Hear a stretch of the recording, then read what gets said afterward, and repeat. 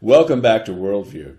Now, a few weeks ago, Pete Kennedy joined us to discuss the legal battle over the transport of raw milk across state lines. That's unpasteurized milk, and how that opens hard-working farmers to the specter of arrest. Well, indeed it has. Now the issue receives global attention starting next week as a trial begins in tiny Sauk County courthouse in Wisconsin. They're going to be filing suit against a local dairy farmer. Vernon Herschberger is charged with 4 criminal misdemeanors that could land this husband and father in county jail for up to 30 months and fines in excess of $10,000. Now, the Wisconsin Department of Agricultural Trade and Consumer Protection targeted Herschberger for supplying a private buying club with fresh milk and other farm products. And we've all been watching Governor Scott Walker wade into all sorts of fights. But when you go after cheeseheads and the men and women who produce it in the dairy state, you'd better be prepared for a fight. Joining us today is Liz Reitzig. She is co-founder of the Farm Food Freedom Coalition and the Grass-Fed on the Hill Farm Buying Club. And she spent the last 6 years representing small farms and consumers at the state legislature and in the halls of Congress, lobbying for fewer restrictions on farmers. Liz is a mother of 5 young children to whom she feeds nutrient-dense foods from local farmers she knows and loves. Liz Reitzig, welcome to Worldview. Hi, thanks so much for having me on, and thanks for covering this important topic. Well, it's great to have you.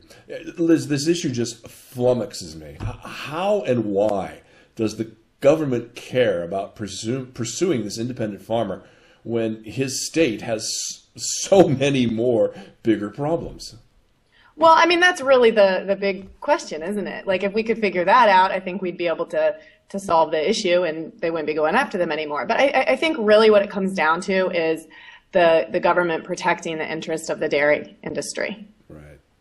Now, the small farmers are a threat to that. Oh, indeed they are, and indeed as the world moves away from genetically modified and other foods towards wanting to know where it is, it's the local farmers who are going to become the leads. How did you personally become involved in the raw milk issue? Well, I got involved with the raw milk issue when my oldest daughter, who is almost 11, when she was a baby, and I decided to transition my family over to raw milk, nutrient-dense foods. It became very difficult in my state, I live in Maryland, to get raw milk. And when I realized just how difficult it was and why, it got me really upset, and that really motivated me to get active politically on it. And ever since then, it's just been snowballing from there. Yeah, and so you've been active in starting this thing called the Farm Food Coalition. Tell us a little bit about what that is and how that works. Well, the Farm Food Freedom Coalition is basically an organization dedicated to helping promote and preserve direct farmer-to-consumer transactions. So we're there to support farmers who are facing incarceration. We're there to help facilitate people who are looking for networks of food buying. We work with other NGOs on the GMO issue, and we work with groups like Pete Kennedy's Farm to Consumer Legal Defense Fund, and just collaborate as much as possible to make sure that people are aware that they have the right to procure the foods of their choice from the producer of their choice, and so that producers can feel like they have support in food production, even when they know that the state does not support them. Okay. We're talking, by the way, with Liz Reitzig of the Farm Food Freedom Coalition on Worldview with Denis Campbell. Liz, let's take a look into some of the specifics of Vernon's case. I mean, is this have the potential to be a test case or more of a nuisance to big food producers? Oh, absolutely. This is a test case. This is precedent setting either way. The state is focusing tremendous energy and resources on this. They've already spent about 3 years with the prosecution, many pretrial hearings.